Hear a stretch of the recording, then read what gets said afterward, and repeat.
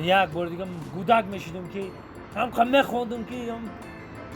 افسوس که 30 سال رفت ده 33 سال 35 سال مردک شدیم نخوندیم ده نخونده بینم پشیمان این هم گودکا راج میبینم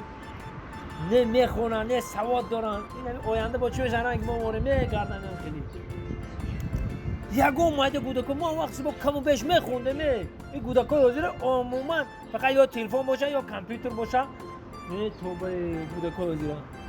این نگاه خلقت کوچه میگردن اینا میبینی السلام علیکم علیکم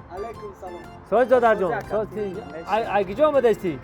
ای کامپیوتر اکا اینم فقط کارتون کامپیوتر باشه کدومی دومی ای دومی 14 دومی 14 که بشی اینجا بشی قند نام چیه نامم اسفندیار اکا قند زن اسفندیار کامپیوتر بازی میکنی یگام سواد هست تو کامپیوتر میگی ما هم چی رو میدونم اکا او هم چی رو میدونم هم خیلی میگفتی میگی کی میگفتی نو کی خیلی که همه چی رو بدونیم حتی سوال میتون که سوال ما جواب بده مایلا خیلی فرض کردیم که